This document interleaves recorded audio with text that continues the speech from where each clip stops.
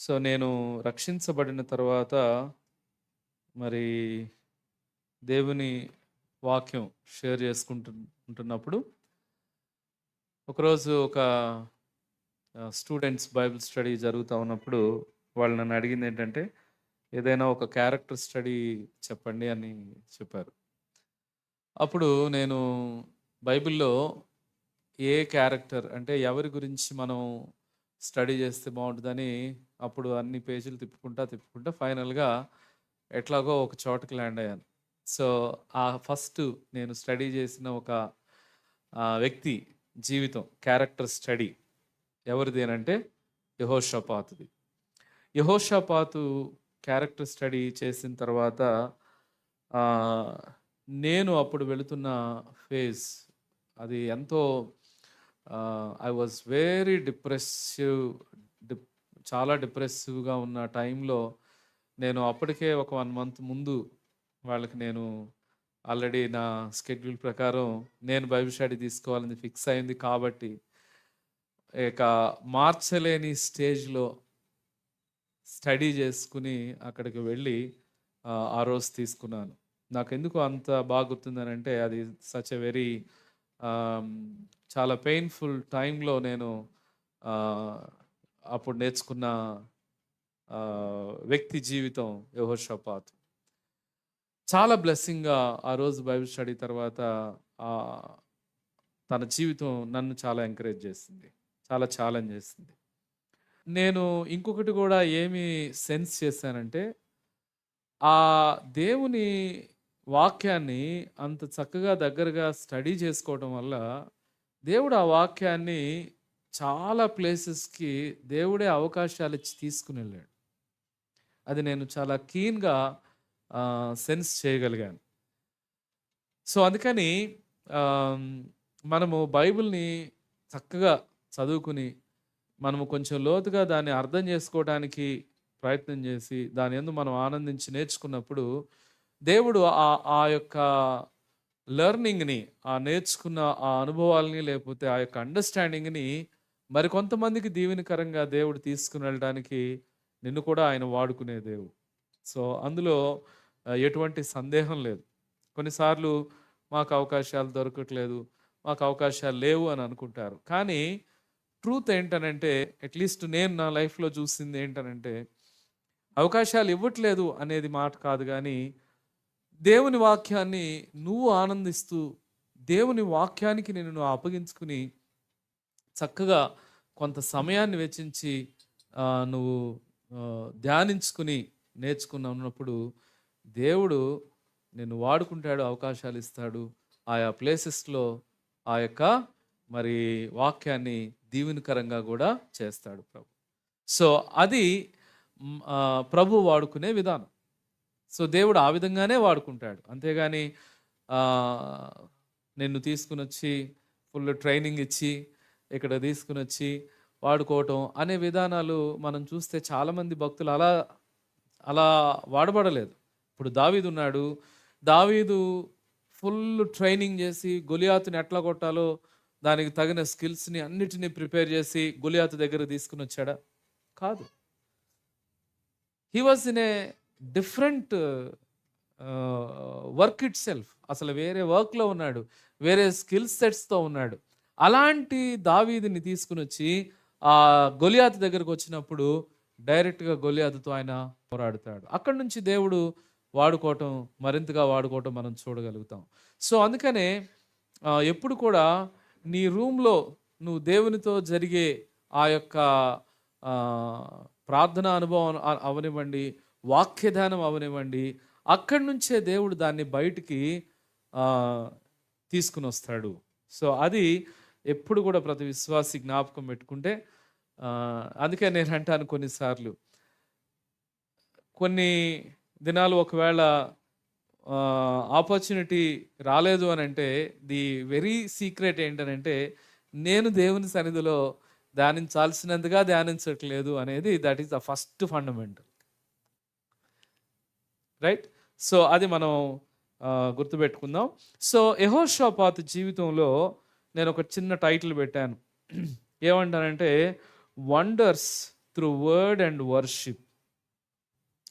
తన జీవితంలో చాలా సక్సెస్ఫుల్ విషయాలు ఒకవేళ మాట్లాడాలంటే 2 చాలా డామినేటింగ్గా తన జీవితంలో కనబడతాయి.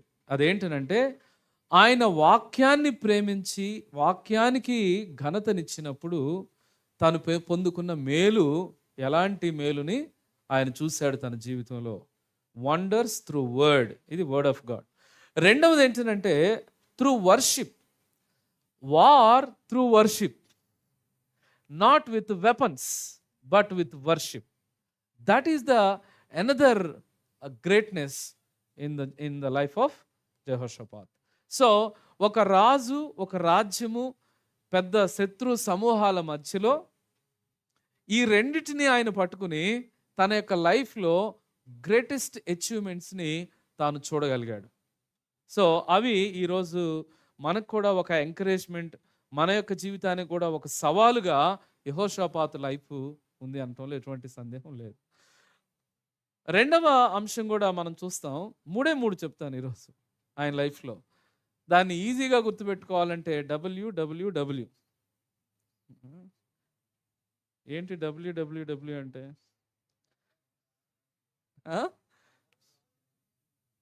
అమ్మో, మీరు దాని నుంచి పట్టుకున్నారా? లేలే, నాది వేరే. Word, world and worship. Word, worship successful కాబట్టి పైన టైటిల్లో పెట్టిన. మధ్యలో చిన్న ప్రాబ్లం ఉంది, అదే world. That is one of the dangerous warning for all of us. Okay, so let us go in detail. సో మొట్టమొదటిగా మనం చూద్దాం 17వ అధ్యాయము 7వ వచనం. మనం చూసినట్లయితే 7 నుంచి 11వ వచనం వరకు అక్కడ ఒక గ్రూప్ ఆఫ్ పీపుల్ లిస్ట్ ఇస్తాడు. మొట్టమొదటి వచనం చదువుతున్నాను, 7వ వచనం. తన ఏలుబడి యందు 3వ సంవత్సరమున యూదా పట్టణంలో ప్రజలకు ధర్మశాస్త్రమును బోధించుటకై అతడు పెద్దలైన బెన్హయీలు, ఆ తర్వాత లిస్ట్ అంతా మీరు చూస్తే, తర్వాత వారు 9, వారు యెహోవా ధర్మశాస్త్ర గ్రంథమును చేతపుచ్చుకొని యూదా వారి మధ్య ప్రకటన చేయుచు యూదా పట్టణములన్నిటను సంచరించుచు జనులకు బోధించిరి. యూదా దేశము చుట్టూ ఉండు దేశముల రాజ్యములన్నిటి మీదకి యెహోవా భయము వచ్చినందున వారు యెహోషాపాతుతో యుద్ధము చేయకుండిరి. ఫిలిస్తీన్లలో కొందరు యెహోషాపాతునకు పన్నును కానుకలను ఇచ్చుచూ వచ్చిరి. అరబ్బీయులను అతనికి 7,700 గొర్రె పొట్టేళ్లను 7,700 మేకపోతులను తెచ్చుచూ వచ్చిరి. ఎవరు ఈ యెహోషాపాతు? ఈయన నెంబర్ ఏంటి రాజుల యొక్క లిస్ట్లో? ఎన్నో నెంబరు? మీకు ఇప్పుడు పెద్ద పరీక్ష ఇది, చెప్పండి. అంటే ఫస్ట్ నుంచి చెప్పమంటారా, లేకపోతే డివైడ్ అయిన దగ్గర నుంచి చెప్పమంటారా? అంటే డివైడ్ అయిన దగ్గర నుంచి చెప్పండి. 2 రాజ్యాలుగా ఇజ్రాయెల్ ప్రజలు విడిపోయారు. నార్త్ ఒకటి, సౌత్ ఒకటి. సౌత్లో ఉన్న రాజుల గురించే మనం చూస్తున్నాం. మొట్టమొదటిగా ఉన్న వ్యక్తి ఎవరు? రెహబాము. తర్వాత అది మనం స్టడీ చేసింది కాదు, అక్కడ లిస్ట్లో ఉన్నది. అబియా తర్వాత ఆసా తర్వాత యెహోషాపాతు. సో 4th కింగ్ డివైడ్ అయిన తర్వాత. సో ఇక్కడ మనము కొంతమంది రాజుల గురించే మనం ధ్యానించాం. సౌలు, దావీదు, తర్వాత రెహబాము, తర్వాత ఆసా గురించి చూసాం. ఇప్పుడు యెహోషాపాతు. బ్యూటీ ఏంటనంటే ఒక్కొక్క రాజులో నుంచి ఒక సక్సెస్ఫుల్ విషయాలు చూస్తున్నాం, ఇంకొక సైడు నెగిటివ్ ఎలిమెంట్ కూడా మనం చూసాం. సౌలు జీవితంలో మరి మెజారిటీ ఆర్ నెగిటివ్ కదా. It is a warning. ఏంటి వార్నింగ్ అని అంటే, తన లైఫ్లో తను దేవుడు ఇచ్చిన పిలుపుకి, దేవుడు ఇచ్చిన ఆధిక్యతని నిలవబెట్టుకోలేని ఒక దిగజారిపోయిన ఆత్మీయ జీవితం కలిగినవాడు.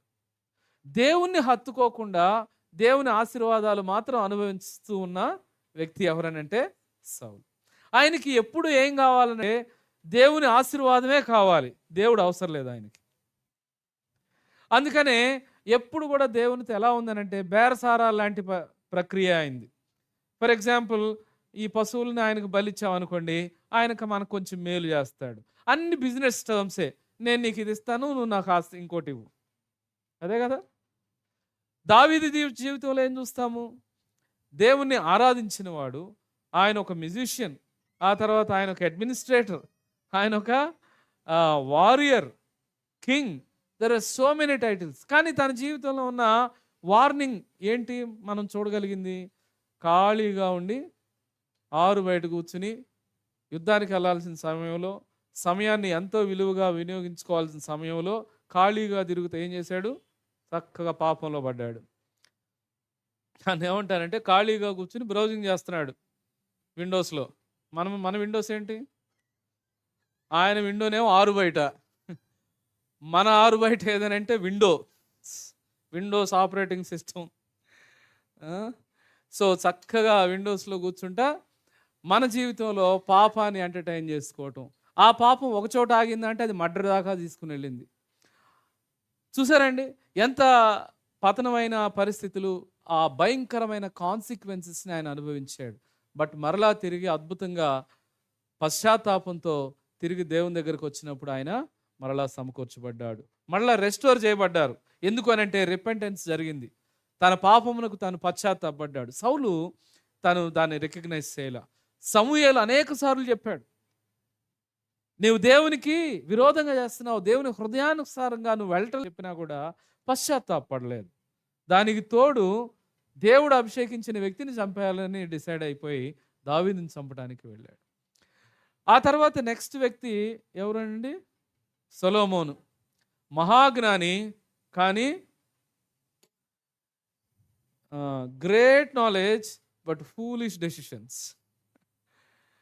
గ్రేట్ నాలెడ్జ్, చాలా నాలెడ్జ్ ఉంది, కానీ చాలా ఫూలిష్ థింగ్స్ చేశాడు. ఏంటి అనంటే పెళ్ళిళ్ళలో ఎన్ని పెళ్ళిళ్ళు చేసుకున్నాడు?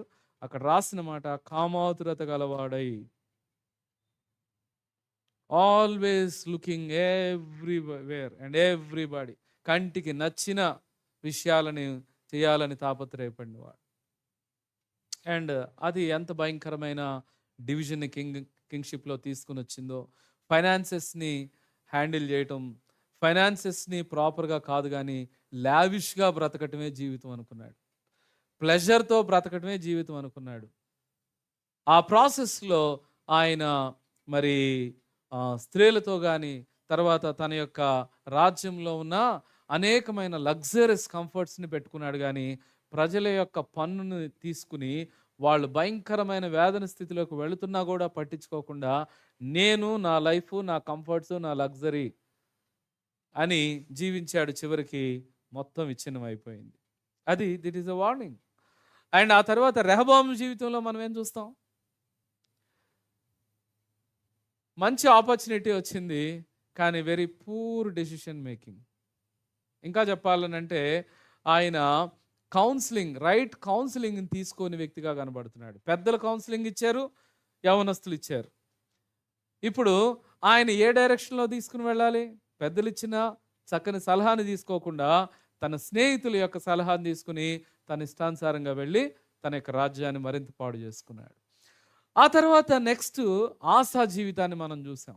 ఆసా 41 సంవత్సరాలు, 35 సంవత్సరాలు ఎంతో అద్భుతంగా జీవించాడు. కానీ చివరి 5-6 సంవత్సరాల సమయంలో చాలా పతనమైన స్థితిలోకి వెళ్ళిపోయారు. లాస్ట్ టైం మెసేజ్ అయిన తర్వాత మరి తమ్ముడు ఒక ప్రశ్న వేశాడు,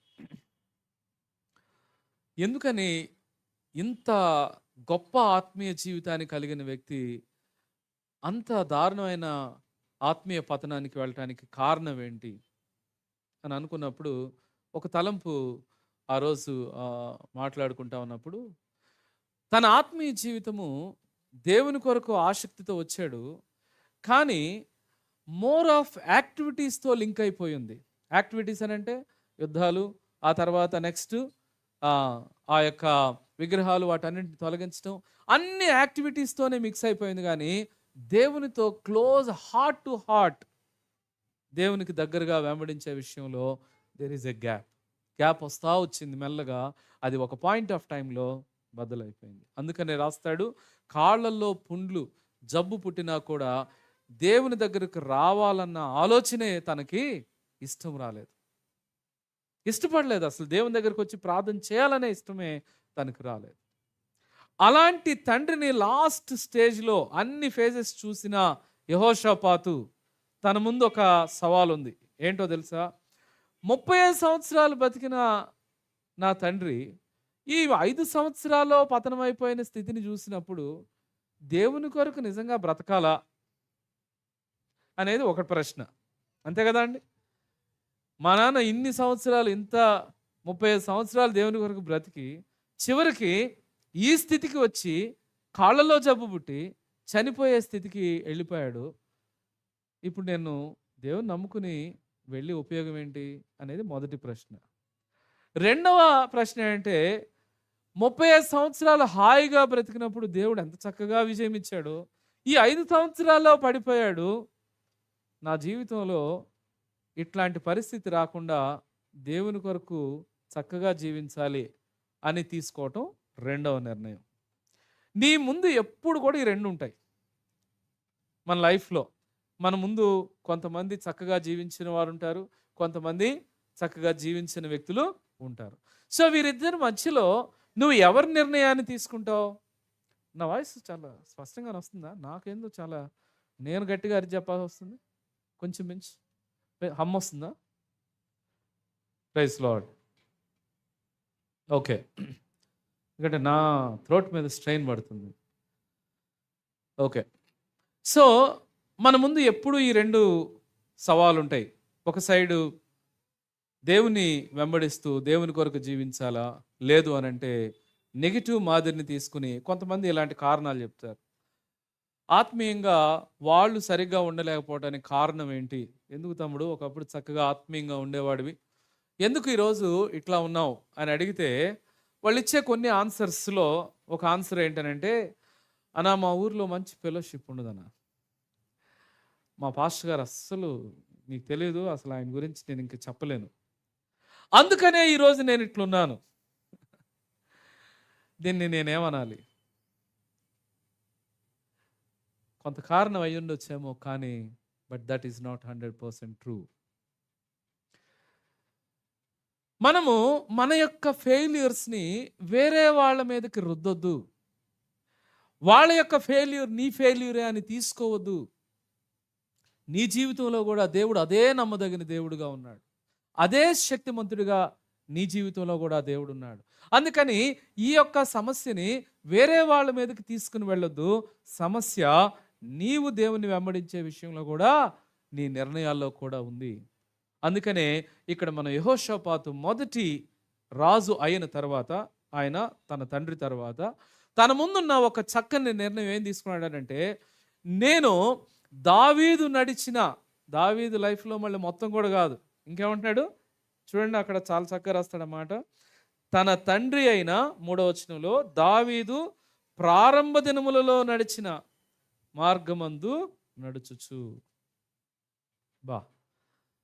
బెస్ట్ ఆఫ్ డేవిడ్స్ లైఫ్ ఏంటి అనంటే, దేవుని కొరకు ఎంత రోషంగా బ్రతికిన ఆ దినాలు ఉన్నాయో, ఆ పర్టిక్యులర్ దినాలు ఎలా జీవించాడో అట్లా జీవించాలని తాను నిర్ణయం తీసుకున్నాడంటండి. అందుకే అక్కడ రాస్తాడు చూడండి,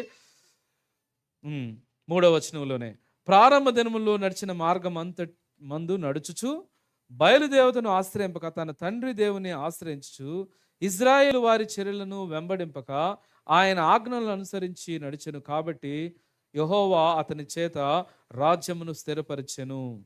ఆ తర్వాత 6వ వచనం చూడండి, యెహోవా మార్గముల యందు నడుచుకొనుటకు అతడు తన మనసును దృఢపరచుకొనిన వాడై ఉన్నత స్థలములను దేవతా స్తంభములను యోధాలో నుండి తీసివేసెను. దృఢపరుచుకున్నాడు. He committed his life. ఏమనంటున్నాడంటే, నేను దేవుని యొక్క వాక్యానుసారంగా మార్గముల యందు నడుచుకోవాలని తన హృదయమును దృఢపరుచుకున్నాడు. He committed his life. ఎట్లా నడవాలి? మామూలుగా నడవకూడదు. దావీదు లైఫ్ లాగా. దావీదు లైఫ్లో కూడా మళ్ళీ ఫెయిల్యూర్స్ ఉన్నాయి, అది కూడా కాదు. దావీదు ప్రారంభ దినములను ఎలా నడిచాడో అట్లా నేను నడవాలనుకున్నాడు. బా యాస్పైరింగ్ ద గ్రేట్ థింగ్స్,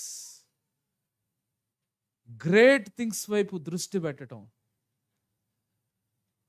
మంచి మంచి వాటిని నీ ముందు నీ యొక్క జీవితంలో ఒక తీర్మానాలుగా, గోల్స్గా పెట్టుకోవటం, ఇలా బ్రతకాలి అని ఆశపడే ఆ యొక్క గోల్స్ని నీ ముందు పెట్టుకోవటం.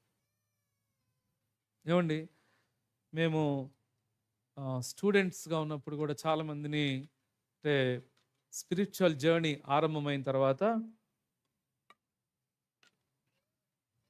ప్రీచర్స్ కొంతమంది వచ్చేవాళ్ళు, కొంతమంది వాక్యాలు వినేవాళ్ళం, కొంతమంది ఫ్యామిలీస్ని చూసేవాళ్ళం. వాళ్ళని చూసినప్పుడు కొంచెం క్లోజ్గా అబ్జర్వ్ చేసేవాళ్ళం. అబ్జర్వ్ చేసి ఇలా ఆత్మీయ జీవితాన్ని కట్టుకోవాలి అని ఆశపడేవాళ్ళు. రోల్ మోడల్స్గా వారిని పెట్టుకునేవాళ్ళు. ప్రభుని తెలుసుకోకముందు హీరోలు ఉండేవాళ్ళు, రోల్ మోడల్స్. కానీ చాలామంది హీరోలు వాళ్ళ యొక్క లైఫ్లు ఈరోజు మనం చూస్తే చాలామందికి భయంకరమైన వ్యసనాలు, భయంకరమైన రిలేషన్షిప్స్, కుటుంబాల్లో సరైన సఖ్యతలు ఉండవు, ఎన్నో ఇష్యూస్, ఎప్పుడు చూసినా కాంట్రవర్సీస్, ఎప్పుడు చూసినా ఎవరొకరితో ఒక న్యూస్ నడుస్తూ ఉంటాయి. కానీ వాళ్ళని ఒకప్పుడు మాదిరిలుగా పెట్టుకుని వాళ్ళ డ్రెస్ స్టైళ్ళు, వాళ్ళ వాకింగ్ స్టైలు, వాళ్ళ యొక్క వర్డింగ్ స్టైలు, ఇవన్నీ చాలాసార్లు యూత్లో ఫాలో అవుతూ ఉంటారు. కానీ మనం ఎప్పుడైతే ప్రభువులోకి వచ్చామో, దేవుని యొక్క వాక్యంలో ఉన్న, బైబిల్లో ఉన్న క్యారెక్టర్స్ నీకు ఒక రోల్ మోడల్స్గా నీ కళ్ళెదురు కనపడతారు. నీ ముందు నడుస్తున్న విశ్వాసులు నీకు ఒక సవాలు విసిరే విధంగా వాళ్ళ జీవితాలు కనబడతాయి. ఇలా జీవించాలి అని ఆశపడటం, నా కుటుంబం ఇలా ఉండాలి, నా యొక్క లైఫ్, మినిస్ట్రీ లైఫ్ ఈ విధంగా ఉండాలి, నా యొక్క జాబ్లో దేవుని ఈ విధంగా మహిమపరచాలి, ఇదిగో పలానా అన్నవాళ్ళు ఇంత జాబ్ చేసుకుంటూ పరిచర్యలో ఇంత చక్కగా వెళ్తా ఉన్నారు, వీళ్ళలాగా నేను కూడా దేవునితో నడుస్తూ దేవుని యొక్క పరిచర్యలో నేను కూడా ఉండాలి అని ఆశపడటం. అందుకే దాన్ని ఏమంటే aspire the great things and good habits and good spiritual aspects in our life. మన జీవితంలో మంచి మంచి వాటిని ఎంచుకోవాలి, అలాంటి వాటిని ముందు పెట్టుకుని దాని ప్రకారంగా మౌల్డ్ చేసుకుంటూ వెళ్ళాలి. యెహోషాపాతు ఆ విధంగా ఆరంభించాడు. ఇప్పుడు మొట్టమొదటిగా తన ఏలుబడి యందు 3వ సంవత్సరమున యోధా పట్టణములలో జనులకు ధర్మశాస్త్రమును బోధించుటకై. Where he want to start, ఎక్కడ ఆరంభించాడు? ఫస్ట్ ఎక్కడ ఆరంభించాడు అని అంటే, ఆత్మీయ జీవితము ఎప్పుడు మెరుగవుతుంది, ఆశ లాస్ట్ దినములలో పడిపోయినప్పుడు ఇజ్రాయేలు ప్రజలు ఉన్నత స్థలములను తీసివేయలేదు. ఇంకా కొన్ని తీసేశారు, కానీ మౌంటైన్స్ మీద ఉన్న కొన్ని స్థలాలను తీసివేయలేదు. ప్రజలందరూ అటు వెళుతూనే ఉన్నారు. ఇలాంటి రాజ్యాన్ని పరిపాలించడానికి ఒక రాజుగా వచ్చినప్పుడు ఆయన ముందున్న సవాల్ ఏదనంటే, ఈ ప్రజలను దేవునిలో నడిపించాలన్నా, నేను దేవునిలో కట్టబడాలన్నా కావలసిన ఒకే ఒక ఆయుధం, ఒక ఇంపార్టెంట్ విషయం ఏంటి అని అంటే, దేవుని యొక్క వాక్యము, ధర్మశాస్త్రము. ఆ సీక్రెట్ ఆయన పట్టుకున్నాడు. ఏమన్నాడంటే, కొంతమంది నాయకులను పిలిచాడు. ఆ టైంలో లేవీలు దేవుని వాక్యాన్ని ప్రకటించేవాళ్ళు. పిలిచారు వాళ్ళందరినీ. పిలిచి వాళ్ళందరి చేతిలో ఒక్కొక్క కాపీ పెట్టాడు. పెట్టి మీరు ఏం చేస్తారని అంటే, మీరు అన్ని రోడ్లకి, సరే వాళ్ళు అరేంజ్మెంట్స్కి వెళ్తున్నారు, డోంట్ వరీ, ఓకే, ప్రతి స్ట్రీట్లోకి వెళ్ళి మీరేం చేయాలనంటే ఈ ధర్మశాస్త్రాన్ని బోధించాలి. మీరు చెప్పండి, ఎవరైనా ఒకళ్ళు రాజుగా అయినప్పుడు ఫస్ట్ ఏం చేస్తారనంటే తన ఆర్మీని దిట్టపరుచుకుంటారు. వెపన్స్ని, మంచి మంచి వెపన్స్ని క్రియేట్ చేసుకుంటారు.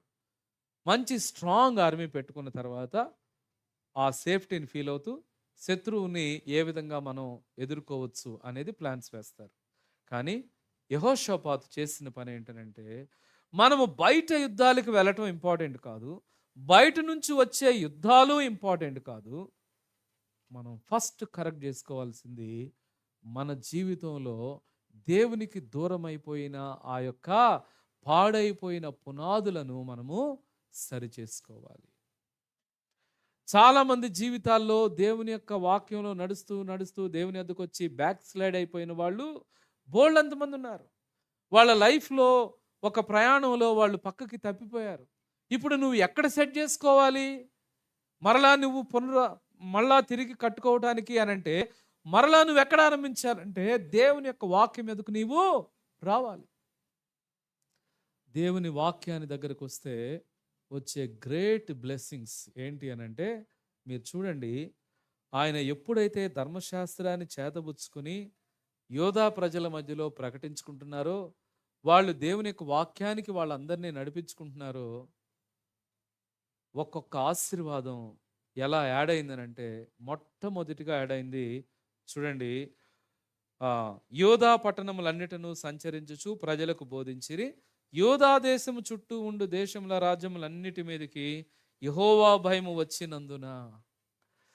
ఇప్పుడు శత్రు రాజ్యాల మీదకి యెహోషాపాతు యొక్క సైన్యం యొక్క భయం రాలా. ఎవరు భయం వచ్చింది అనంటే దేవుని యొక్క భయం వచ్చింది.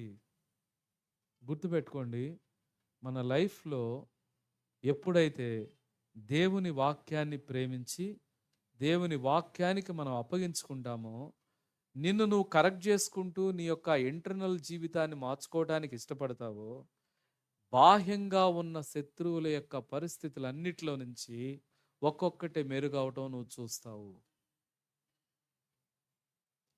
That is the secret of blessing with the word of God. అందుకనే మొదటి కీర్తనలో ఏమని రాస్తాడంటే, యెహోవా ధర్మశాస్త్రమును చదువుదాం ఒకసారి. మొదటి కీర్తన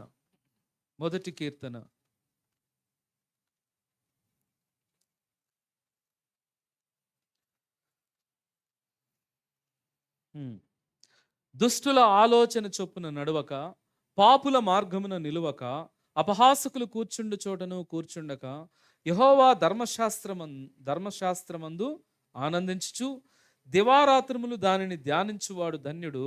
అతడు నీటి కాలువల యోరన నాటబడినదై ఆకువాడక తన కాలమందు ఫలమిచ్చు చెట్టు వలె ఉండును. అతడు చేయనదంతయు సఫలమగును. ఏమండి, దేవుని యొక్క వాక్యమును దివారాత్రములు ధ్యానిస్తా ఉన్నప్పుడు దుష్టుల మార్గమున నిలవక, అపహాసకులు కూర్చుండి చోట కూర్చుండక. మనకి బాగా జోక్స్ వేసేవాళ్లే ఇష్టం. ఎంత సమయం గడుపుతావో తెలుసా ఫ్రెండ్స్ మధ్యలో? ఆ జోక్స్ వేసేవాళ్ళు ఉన్నారనుకోండి, ఇంకో గంట 2 గంటలైనా ఆడే కూర్చుని ఉంటాం.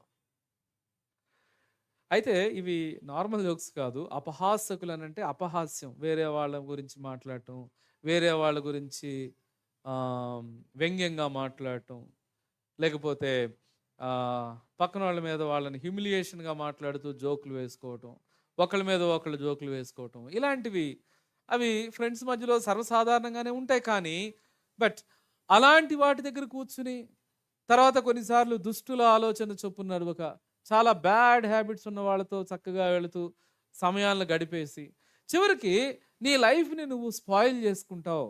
అయితే నువ్వు చేయాల్సింది ఏంటనంటే, ఆ సమయం దొరికినప్పుడల్లా, ఒక సైడ్ నీ క్లాసులు అయిపోయినాయి, కొంత సమయం దొరికింది, వాట్ యూ కెన్ డూ? దేవుని వాక్యాన్ని ఆలోచించటం, లేకపోతే కూర్చుని చదువుకోవటం దేవుని వాక్యాన్ని. యెహోవా ధర్మశాస్త్రమును దివారాత్రములు ధ్యానించువాడు ఎలా ఉంటాడనంటే, వాడు నీటి కాలువల యోరన నాటబడిన చెట్టు వలె, ఆకు వాడక తన కాలమందు ఫలమిచ్చి చెట్టు వలె ఉంటాడు. అంటే ఒక తలంపు ఏమని చెప్తారనంటే, అరణ్యంలో ఉన్న చెట్టుకి నీటి కాలువల యోరన ఉన్న చెట్టుకి డిఫరెన్స్ ఏంటి డిఫరెన్స్? ఆ చెట్టుకి ఈ చెట్టుకి చెప్పాం కదా చాలాసార్లు. అక్కడ వర్షం కోసం ఎదురు చూడాలి, ఇక్కడ వర్షంలో కాదు, వాటరు కాళ్ళ దగ్గర పారుతూ ఉంటాయి. దానికి దీనికి డిఫరెన్స్ అదే. ఇక్కడ వాటర్ నీ కాళ్ళ దగ్గర నడుస్తాయి, అక్కడ వాటర్ ఎప్పుడు వస్తుందా అని నువ్వు ఎదురు చూస్తావు. దేవుని వాక్యాన్ని ఆ విధంగా ప్రేమించి ఆ ప్రకారంగా ధ్యానిస్తూ ఆ ప్రయారిటీని నీ జీవితంలో ఇచ్చి నువ్వు నడుస్తున్నప్పుడు ఆశీర్వాదం అనేది దేవుడు ఎంత అద్భుతంగా తీసుకుని వస్తాడో నీ జీవితంలో నువ్వు టెస్టిఫై చేయగలుగుతావు. యెహోషాపాతు జీవితంలో ఆయన చేసిన ఇంపార్టెంట్ విషయం ఏంటంటే దేవుని వాక్యమును ధ్యానించాలి, చదవాలి. ఎక్కడి నుంచి వచ్చింది ఈ తలంపు? ద్వితీయోపదేశకాండంలో మోషే చెప్పాడు. ఏం చెప్పాడనంటే, ఇదిగో నీ ద్వారబంధముల మీద ఇదిగో ఈ వాక్యాన్ని రాయండి, మీ చేతులకు వాక్యాన్ని రాసుకుని పెట్టుకోండి. మీకు ఎక్కడ అవకాశం ఉంటే దేవుని యొక్క వాక్యాన్ని దాన్ని ధ్యానించడానికి ప్రయత్నం చేయండి అని మరి మోషే ద్వితీయోపదేశకాండంలో చెప్పాడు. వాక్యాన్ని ఎప్పుడైతే నువ్వు ప్రేమించి నడుస్తావో ఎంత ఆశీర్వాదం వస్తుందో ద్వితీయోపదేశకాండంలో చెప్పాడు. యెహోషువ గ్రంథంలో మొదటి అధ్యాయంలో దేవుని యొక్క ధర్మశాస్త్రాన్ని ఆయనకి ఇచ్చి ఈ వాక్యాన్ని పఠించి ప్రకటించి పాటించి నువ్వు నడిచిన ఎడల నీ జీవితంలో సక్సెస్ని నువ్వు చూస్తావని యెహోషువకి మరి దేవుడు ధర్మశాస్త్రాన్ని ఇచ్చాడు. ఆ విధంగా వాళ్ళు ఆ వాక్యాన్ని తీసుకున్నప్పుడు వాళ్ళ లైఫ్లో సక్సెస్ని చూశారు. ఈరోజు యెహోషాపాతు సక్సెస్కి సీక్రెట్ ఎక్కడుంది అనేది పట్టుకున్నాడనంటే it is in the word of God. అందుకనే ఆయన దేవుని వాక్యాన్ని ప్రకటించమన్నాడు, అందరికీ తెలియపరచమన్నాడు. అందరూ దేవుని వాక్యాన్ని ఎప్పుడైతే తెలుసుకుంటా ఉన్నారో అప్పుడు దెర్ ఇస్ ఎ గ్రోత్. అందుకనే మనము ఆమోసు గ్రంథంలో ఒక మాట ఉంటుంది, ఎప్పుడు యవ్వనస్తులు ఫెయింట్ అయిపోతారు, ఎప్పుడు పడిపోతారు అని ఒక మాట రాస్తాడు. చూడండి ఆమోసు గ్రంథం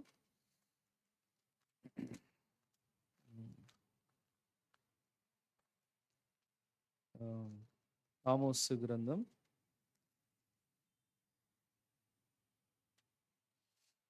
8వ అధ్యాయము 11వ వచనం. రాబోవు దినములందు దేశములో నేను క్షామము పుట్టింతును, అది అన్నపానములు లేకపోవడం చేత కలుగు క్షామము కాక యెహోవా మాటను వినకపోవటం వలన కలుగు క్షామముగా ఉండను. ఇదే యెహోవా. కాబట్టి జనులు యెహోవా మాట వెతుకుటకై ఈ సముద్రం నుండి ఆ సముద్రం దిక్కును, ఉత్తర దిక్కు నుండి తూర్పు దిక్కు వరకు సంచరించరు గాని అది వారికి దొరకదు. ఆ దినమందు చక్కని కన్యకులు యవ్వనులు దప్పి చేత సొమ్మసిల్లుదురు. చూడండి అక్కడ అంటాడు, the young people will faint అవుతారు. కారణం ఏంటి అని అంటే బికాజ్ నేను తీసుకొచ్చే ఆ క్షామం ఏంటనంటే there is no word of God. అదేంటండి, మరి ఇంటర్నెట్లో బైబిల్ ఉంది, మొబైల్లో బైబిల్ ఉంది, ఇలా తర్వాత యూట్యూబ్లో బైబిల్ ఉంది, బోల్డ్ అని ఆడియో ఉన్నాయి, వీడియో ఉన్నాయి, అయినా ఎందుకు వాక్యము దొరకకపోదు అనే మాట చెప్పాడనంటే గుర్తుపెట్టుకోండి, వర్డ్ ఆఫ్ గాడ్ ఇన్ఫర్మేషన్ బుక్లా చదివితే దెర్ ఈజ్ నో లైఫ్. కానీ ట్రాన్స్ఫర్మేషన్ తీసుకుని వచ్చేదిగా నువ్వు ఎప్పుడైతే ఆ వాక్యాన్ని చదువుతావో ఆ వాక్యము పరిశుద్ధాత్మ దేవుడు నీకు వెలిగింపునిస్తాడు, దానిలో ఉన్న జీవం నీలో ప్రవహిస్తుంది. ఆయన అంటాడు వాక్యమునకు కరువు వస్తుంది, అన్నీ పిటకథలు అయిపోతాయి. వాక్యం చెప్పినట్టు ఉంటుంది కానీ వాక్యం కాదు అది. మంచి మోటివేషన్ స్టోరీస్ ఉంటాయి, వాక్యం లేదు.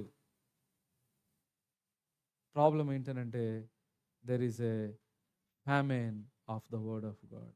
క్షామము అన్నపానాలను బట్టి కాదు, వాక్యము లేకపోవటం వలన. అందుకనే ఇజ్రాయెల్ ప్రజలు 40 సంవత్సరాలు నడిపించినప్పుడు చెప్పిన మాట ఏంటో తెలుసా? నరుడు రొట్టె వలన మాత్రము కాదు కానీ దేవుని నోటి నుంచి వచ్చు ప్రతి మాట వలన జీవించినని నీకు తెలియటానికి. To know that life comes from the word of God. దేవుడు అంటున్నాడు ఒక దినమున వర్డ్ ఆఫ్ గాడ్ తీసేస్తా. కొన్నిసార్లు నీకు లైఫ్లో అన్నీ ఉంటాయి కానీ నీ లైఫ్లో జీవం ఉండదు. ఎప్పుడో తెలుసా? When you are away from God's word. దేవుని వాక్యానికి దూరం అయిపోయినప్పుడు. ఈరోజు బైబిల్ ఎంతమంది చేతుల్లో ఉంది? బైబిల్ చూపించాను. మీ పక్కోళ్ళ బైబిల్ కాదు, మీ సొంత Bible.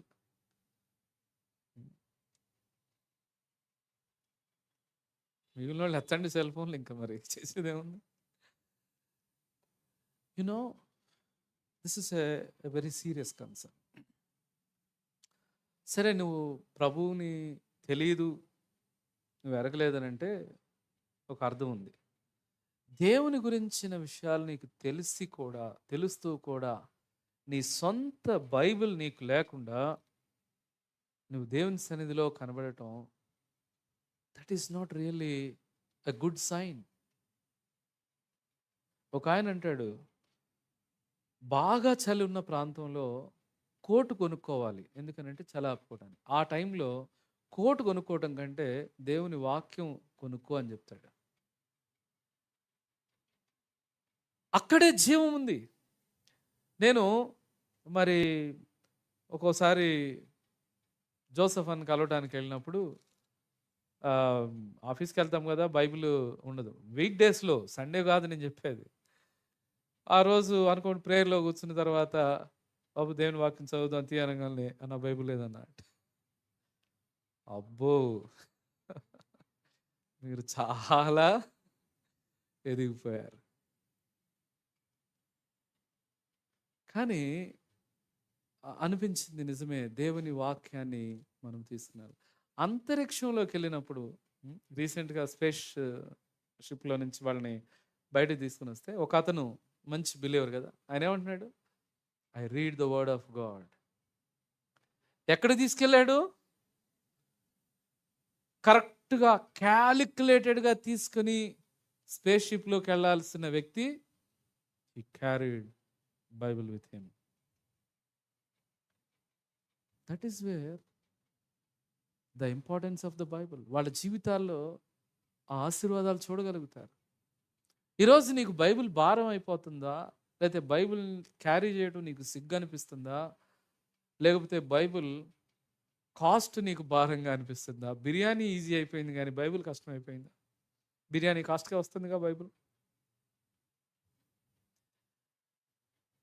I'm encouraging everyone. Jehoshaphat లైఫ్లో ఫస్ట్ చేసిన పని ఏంటనంటే, ఒక్కొక్కరికి ఒక్కొక్క కాపీ ధర్మశాస్త్రాన్ని ఇచ్చి, go and preach the word of God. And that transformed the life. ఆశీర్వాదం, ఐశ్వర్యం ఎట్లా వచ్చిందో అక్కడ ఏం రాస్తాడు చూడండి. కానుకలు ఇస్తున్నారంట, పన్నులు ఇస్తా వస్తున్నారంట. అరబ్బీలు 7,007, యాక్చువల్గా అరబ్బీలకి డబ్బు ఇచ్చి నాకు సపోర్ట్ చేయని వాళ్ళ నాన్న వెళ్ళాడు. పంపించినవన్నీ వెనక్కి వస్తున్నాయి. ఇప్పుడు పంపించినవన్నీ వెనక్కి వస్తున్నాయి. To retain everything you have to come to the word of God. దేవుని వాక్యం దగ్గరకు నువ్వు వస్తే నువ్వు కోల్పోయినవి దేవుడు తిరిగి మరలా సమకూరుస్తాడు. ప్రియులరా, మొట్టమొదటిది word of God and its blessings in Jehoshaphat life.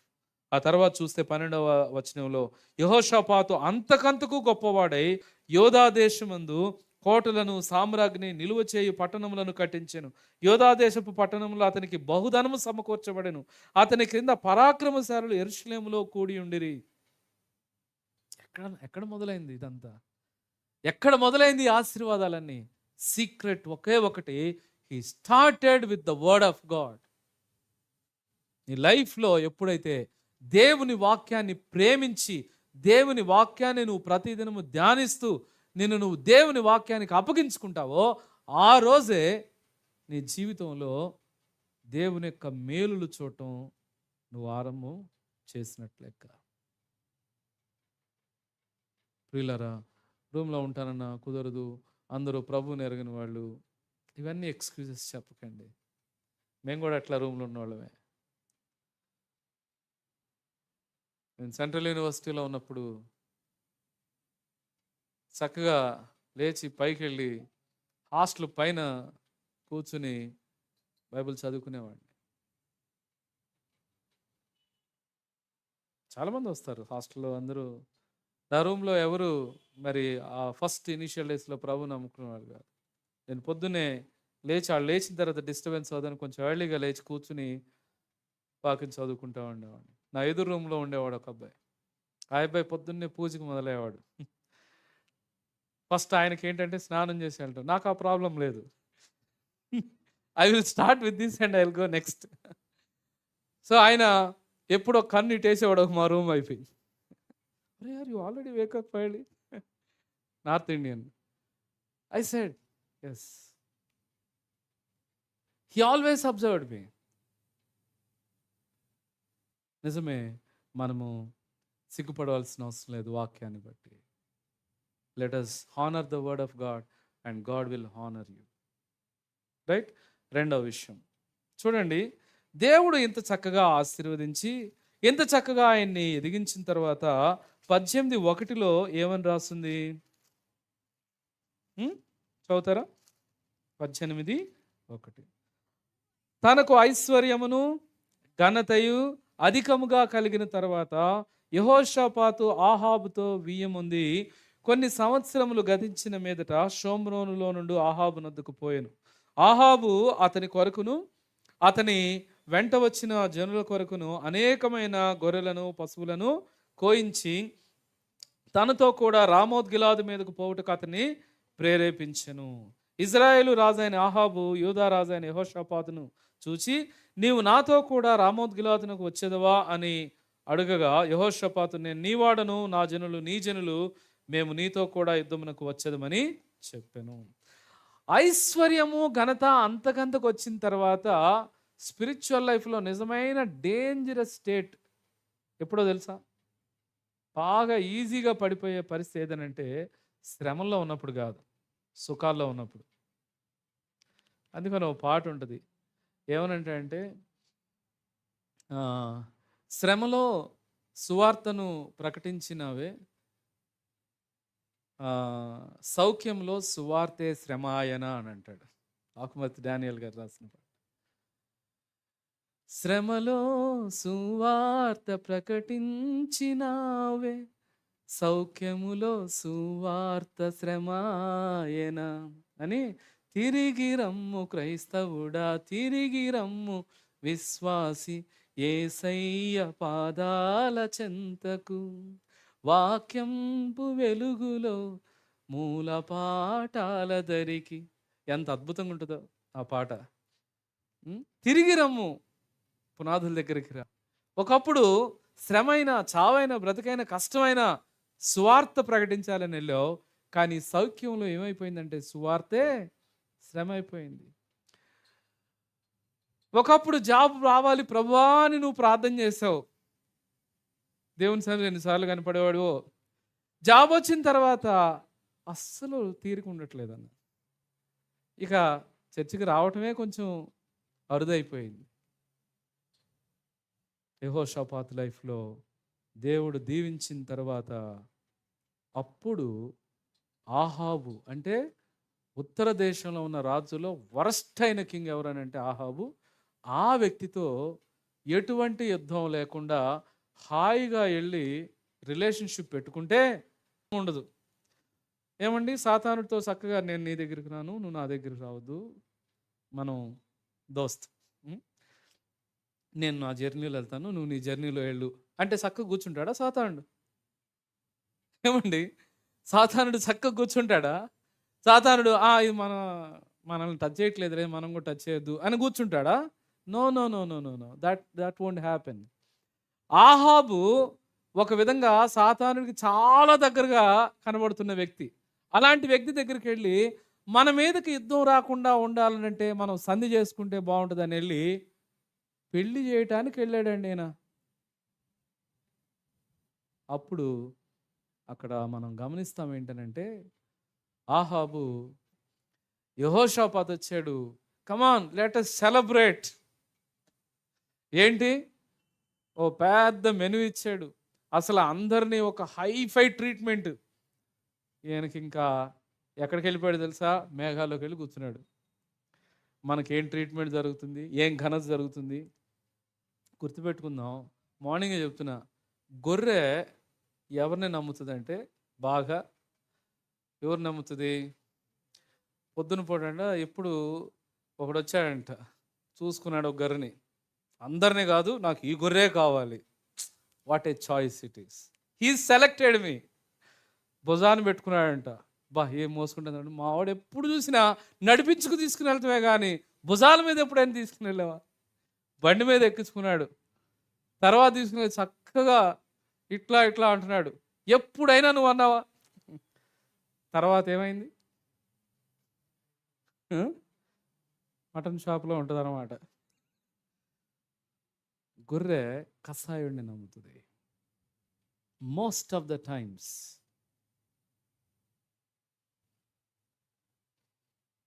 Cunning పీపుల్ని కొన్నిసార్లు చాలా ప్రేమ చూపిస్తారు. ఎంత ప్రేమ వాళ్ళకి పోసినట్టు ఉంటారని అంటే దే హ్యావ్ హిడెన్ ఎజెండా. జాగ్రత్త. రిలేషన్షిప్లో కొన్నిసార్లు ఇది వెరీ డేంజరస్. అందుకే దీన్ని ఏమంటామంటే దుష్ట సాంగత్యము మంచి నడవడికని చెరుపును. కొరింథీయులకు రాసిన పత్రిక, ఈ మాట తీయండి, మొదటి పత్రిక 15వ అధ్యాయము 33వ వచనం.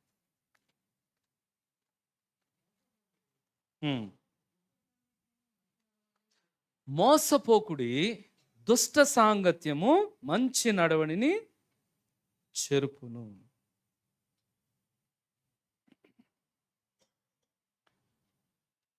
మనం మరి ఈ యొక్క వచనాన్ని మనం చూసినప్పుడు యెహోషాపాతు లైఫ్లో ఇదే జరిగింది.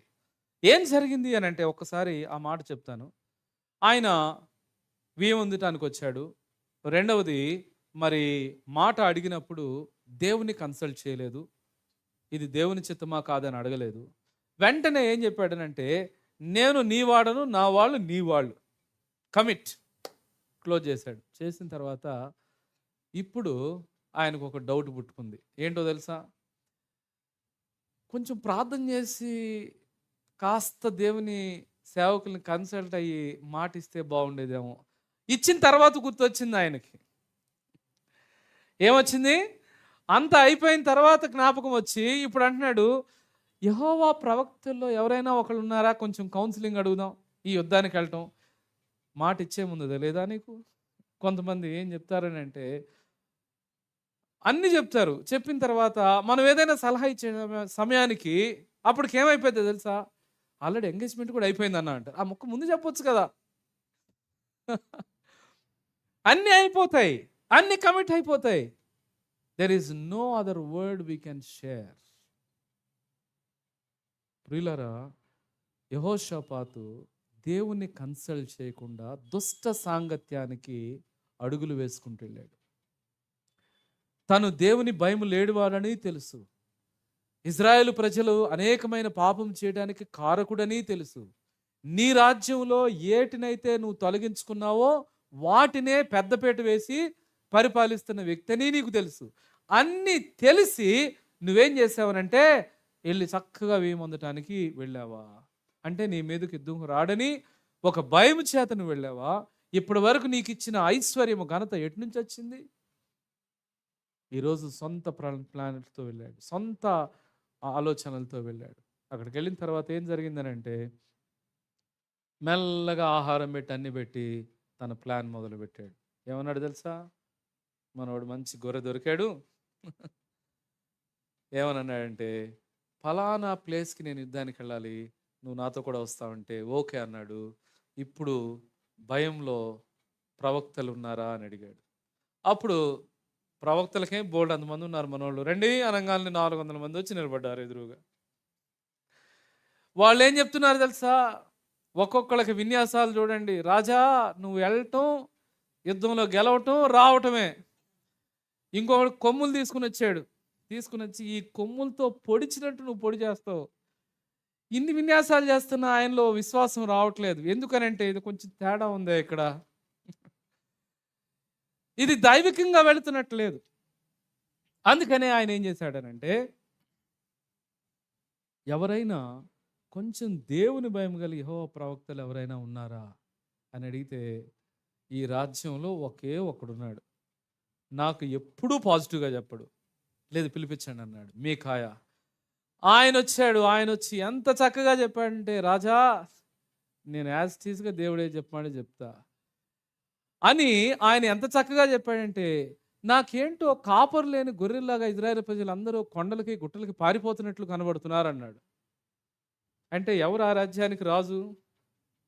ఆహాబు. కాపరు లేని గొర్రెలంటే నువ్వు పోతావు, నువ్వు రావు వెనక్కి, నువ్వు విజయం సాధించవు, నువ్వు ఎట్టి పరిస్థితిలో చనిపోతావు.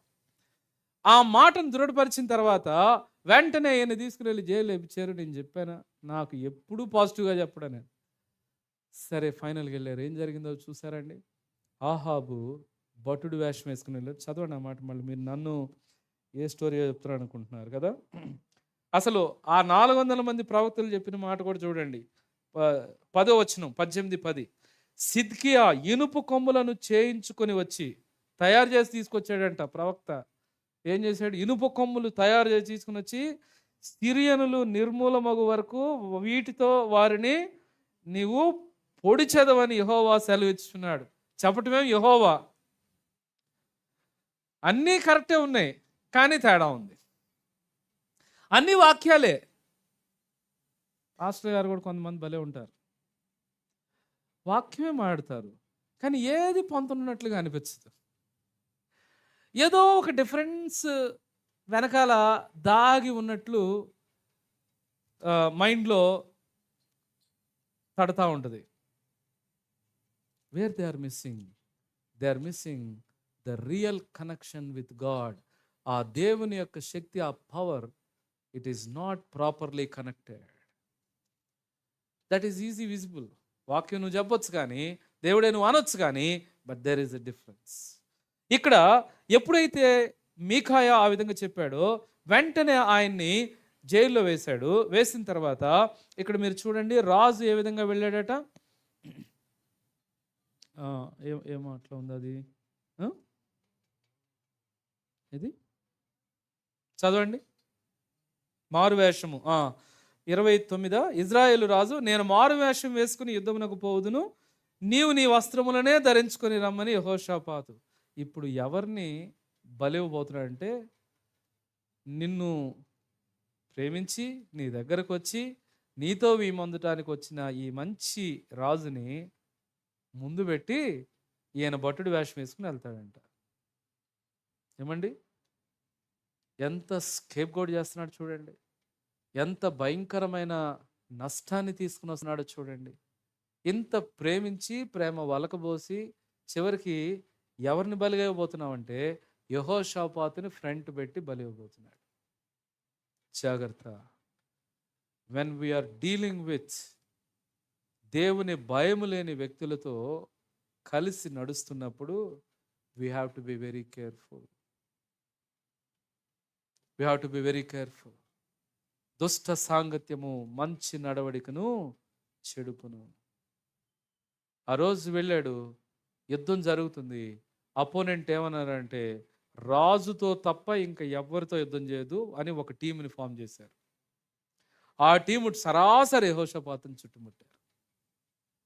అప్పుడు దేవుని మహాకనికరము, తన యందు దేవుని యొక్క మంచి క్రియలు ఉన్నవి కాబట్టి ఆ సమయంలో ప్రభువా నన్ను క్షమించని అడిగాడు. దేవుడు క్షమించి తిరిగి తీసుకుని వచ్చాడు. ఈ యుద్ధంలో ఒక సీక్రెట్ ఏంటంటే, ఇన్ని వేషాలు వేసుకుని వెళ్ళాడు కదా. ఏం వేషాలు వేసుకుని వెళ్ళాడు? భటుడు వేషం వేసుకున్నాడు, అసలు కామ్గా కూర్చున్నాడు, మూల దాక్కుంటున్నాడు, అసలు యుద్ధానికి రావట్లా, సైడ్ ఉన్నాడు. యుద్ధంలో ఒకడు, ఆ యుద్ధం ఎవరు చేస్తారో కూడా నాకు తెలియదు, వాడు ఎలా చేశాడు కూడా తెలియదు. ఏం రాస్తాడంటే చూడండి అక్కడ, ఒకడు 33 వచ్చిన, అప్పుడు ఒకడు గురి చూడకయే తన వింటిని ఎక్కుపెట్టి ఇజ్రాయేలు రాజును అతని కవచపు బంధు సందులను కొట్టగా అతడు నాకు గాయం కలిగినదని నీ చేయి తిప్పి దండులో నుండి నన్ను కొనిపోమ్మని తన సారథితో అనెను. ఒకడు గురి చూడకే కొట్టాడు, ఎవడో దాకొద్దా వదిలాడు. వేస్తే అది ఎటు వెళ్ళిందనంటే సరాసరి తిరిగి మొత్తం పెట్టుకున్నాడు, ఫుల్ సెక్యూరిటీ పెట్టుకున్నాడు. చిన్న గ్యాప్ ఒకటి ఉంది ఇక్కడ, స్లైట్ స్లిట్, అది కరెక్ట్గా వచ్చి బంధు సందుల్లో దిగి చచ్చిపోయాడు. నేను అనుకుంటాను గురి వాడు చూడలేదు, బట్ గురి ఇంకో డైరెక్షన్లో నుంచి జరిగింది. దేవుడు డీల్ చేస్తాడు, కానీ ఎంత నష్టం చెప్పండి. మళ్ళీ అక్కడితో ఆగడు, మళ్ళా పడవలు కట్టుకోవడానికి మళ్ళా ఇంకొక గ్రూప్ దగ్గరికి వెళ్తాడు, ఓడలను కడతాడు. కరెక్ట్గా మధ్యలో అన్ని కుప్పకూలిపోతాయి. మళ్ళీ షాక్. ఒకసారి నేర్చుకోలేదు లెసన్, మళ్ళా ఇంకోసారి వెల చెల్లించాల్సి వచ్చింది. ప్రియులరా, మన లైఫ్లో జాగ్రత్తగా మన యొక్క రిలేషన్షిప్, ఎవరితో టైంని గడుపుతున్నాం, మన సంభాషణలు ఎలా ఉన్నాయి చెక్ చేసుకోకపోతే కొంత సమయం తర్వాత దానిలో నుంచి నువ్వు బయటికి రావడానికి చాలా వేల చెల్లించాల్సి వస్తుంది. It's a very damage. We have to be very careful. అందుకనే సామెతల గ్రంథం 22:24 నుంచి చూస్తే చూడండి. సామెతల గ్రంథం, సామెతలు, దేవుని వాక్యంలో ఎన్నో వచనాలు ఉన్నాయి. దుష్ట సాంగత్యము, మరి మన యొక్క స్నేహాలు, వాటి విషయాల్లో మరి ఎంత కేర్ఫుల్గా మనం ఉండాలి. సామెతలు 22:24 వచనం నుంచి చదువుతారా ఎవరన్నా ఒకరు? ఉమ్, ఉమ్, ఉమ్, ఉమ్, ఉమ్. చాలండి. సో ఇక్కడ మనము క్రోధం గల వానితో పరిచయం కలిగి ఉండకము. క్రోధం కలిగిన వాళ్ళతో నువ్వు పరిచయం ఎందుకనంటే, ఎవరన్నా వస్తే మన పక్షాన్ని ఈడే మాట్లాడతాడు గట్టిగా అని. కొంతమంది అలాంటి సేఫ్టీ, సెక్యూరిటీ వాళ్ళని కాస్త దగ్గర పెట్టుకున్నట్లుగా ఫీల్ అవుతారు. దట్ గివ్స్ సెక్యూరిటీ అని. జాగ్రత్త, they become a problem for you. దేవుని మీద నమ్మిక ఉంచి దేవుని నువ్వు ఆశ్రయించు. God is your security. కొన్నిసార్లు ఎస్పెషల్లీ సహోదరులతో, నేను అంటే సహోదరులతోనంటే what I mean to say, బయట కూడా చూస్తూ ఉంటాం కదా, ఎంత చక్కని మాటలు, ఎన్ని అప్రిషియేషన్లో. దేని కొరకు ఇవన్నీ? దేని కొరకనండి? There is a hidden agenda. పాపం ఒక అమ్మాయి వాడిని షర్టు పట్టుకుని చెమ్మ మీద కొడతా ఉంది. వాడు ఏం మాట్లాడలేదు అని చూస్తున్నాడు. నాకు అర్థం అవుతుంది వీడేదో మోసం చేశాడని. ఏం చేస్తుంది? తన జీవితాన్ని పాడు చేసుకోవటం. కేవలం రాంగ్ సంభాషణలు. ఏం అప్రిషియేట్ చేస్తారో నిజమే. యెహోషాపాతుని ఆహాబు, అబ్బా నీలాంటి రాజు యోధా ప్రజల్లో ఒక్క రాజున్నా ఇప్పటి వరకు ఇన్ని సమస్యలు వచ్చాయి కదా తెలుసా, you are the best king అని ఫుల్ సెలబ్రేషన్లు చేశాడు. ఎంత అప్రిషియేట్ చేశాడు. ఈయనకు అసలు ఉబ్బిదబ్బైపోయి ఏమన్నాడు, నీతో వస్తాను, నేను నీతో చేయగలుగుతున్నాను. చివరికి ఎక్కడ తీసుకుని వెళ్ళాడు? నీ ప్రాణాన్నే పణంగా పెట్టాడు. నీ జీవితాన్ని నువ్వు నాశనం చేసుకుంటావు నువ్వు సెన్స్ చేయకపోతే. దుష్ట సాంగత్యము మంచి నడవడికను చెరుపును. జాగ్రత్త, our relationships, we have to be very careful. Jehoshaphat లైఫ్లో దిస్ ఇస్ అ డేంజర్. దేవుడు నిన్ను ఆశీర్వదించినప్పుడు, దేవుడు నీకు సహాయం చేస్తున్నప్పుడు, నువ్వు ఆత్మీయంగా ఎదుగుతున్నప్పుడు నిన్ను ఏ విధము చేతనైనా పడేయటానికి సాతానుడు అనేకమైన ప్రయత్నాలు నీ మీద చేస్తాడు. ఒక అమ్మాయి అంటది, అసలు మీకు తెలియదు, చాలా మంచోడు అన్న. అమ్మ ప్రభు నమ్ముకున్నాడా, విశ్వాసేనా, నువ్వు విశ్వాసివి కదా అని అంటే, లేదన్నా కానీ మంచివాడు తెలుసా, చాలా మంచివాడు. ఓకే మంచివాడు, నేను కాదనట్లేదు, కానీ there is a danger.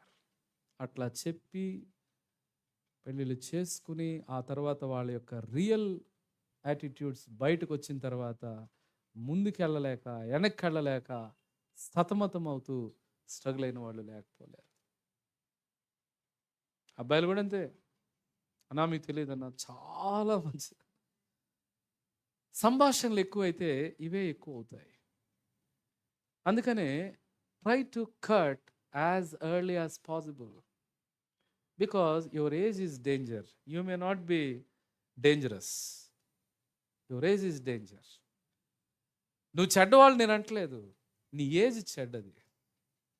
Possibility ఎక్కువ ఉన్న ఏజ్లో ఉన్నప్పుడు we have to be very careful with our boundaries. I think Jehoshaphat వరల్డ్ని ఎక్సర్సైజ్ చేశాడు, వరల్డ్ని లోకంలో తెచ్చుకున్నాడు. చివరికి భయంకరమైన నష్టం ఆయన మీదకి వచ్చింది.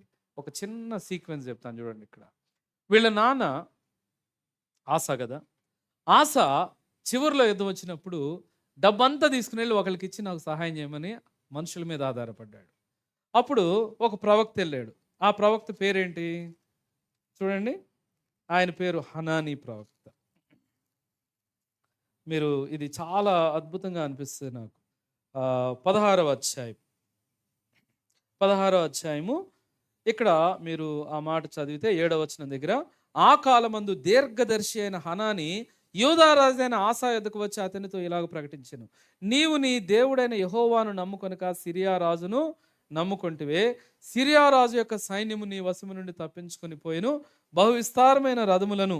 ఆ తర్వాత ఈ మాట చదువుతాను చూడండి 9వ వచనంలో, తన ఎడల యథార్థ హృదయం గల వారిని బలపరచుటగా యెహోవా కనుదృష్టి లోకమందంతటా సంచారం చేయుచున్నది.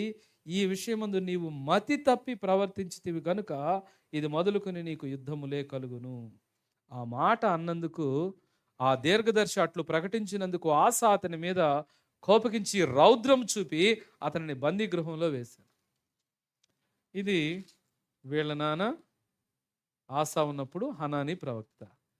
నెక్స్ట్ ఆసా కొడుకు యెహోషాపాతు, హనానీ కొడుకు నెక్స్ట్ ప్రాఫిట్. మళ్ళా వీళ్ళిద్దరు ఇప్పుడు ఎదుర్కొంటారు ఆహాబు దగ్గర నుంచి వచ్చిన తర్వాత. చూడండి 19వ వచనంలో, 19వ అధ్యాయం 1వ వచనం, యూదారాజైన యెహోషాపాతు ఏ అపాయమును చెందకుండా యెరూషలేము నందుండు తన నగరునకు తిరిగి రాగా, దీర్ఘదర్శి హనానీ కుమారుడు యెహూ అతనికి ఎదుర్కొనబోయి రాజైన యెహోషాపాతునకు ఇలాగ ప్రకటన చేసెను, నీవు భక్తిహీనులతో సహాయం చేసి యెహోవా శత్రువులకు స్నేహితుడవైతివి కదా, అందువలన యెహోవా సన్నిధి నుంచి కోపం నీ మీదకి వచ్చును. ఏమైంది? వాళ్ళ కొడుకు ప్రవక్త కొడుకు, రాజు కొడుకు ప్రవక్త కొడుకు, ఇప్పుడు వీళ్ళిద్దరు మళ్ళా ఇదే సన్నివేశంలో అడ్డుపడినప్పుడు అన్నాడు, యూ హ్యావ్ డన్ రాంగ్. అయితే గ్రేట్ థింగ్ ఇన్ యెహోషాపాత్ ఏంటనంటే, తను సరి చేసుకుని, ఎస్ ఐ డిడ్ రాంగ్, తను నిమ్మలపరుచుకున్నాడు, తగ్గించుకున్నాడు, తప్పునొప్పుకున్నాడు. ఒప్పుకుని ఏం చేశాడనంటే 4వ వచనం చూడండి, యెహోషాపాతు యెరూషలేములో నివాసం చేయు బెయేర్షెబా నుండి ఎఫ్రాయిము మన్యం వరకు జనుల మధ్యను సంచరించు వారి పితరుల దేవుడైన యెహోవా వైపుకు వారిని మళ్ళించెను. మళ్ళీ ఏం చేశాడు? ఇప్పుడు మళ్ళీ తడ వచ్చింది, గో బ్యాక్ టు బేసిక్స్. ఇక బెయేర్షెబా నుంచి ఎఫ్రాయిం వరకు ఇప్పుడు ఈయన కూడా పరిచర్యలోకి దిగాడుక.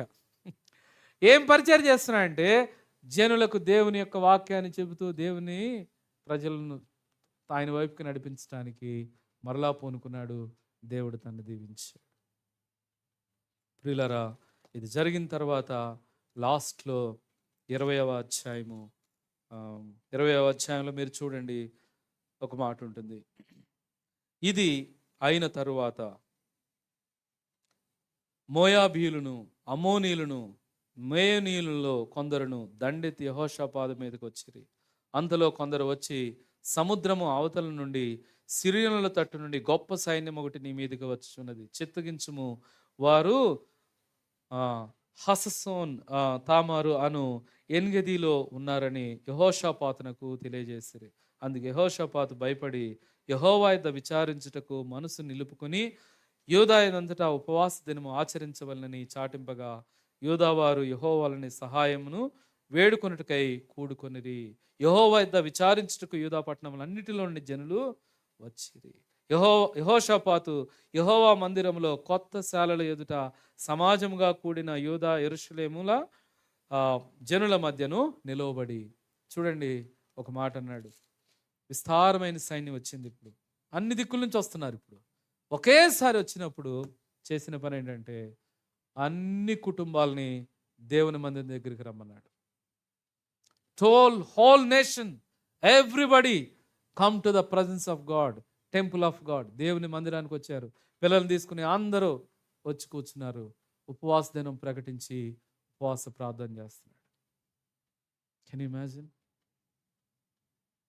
This is how you have to exercise the spiritual life.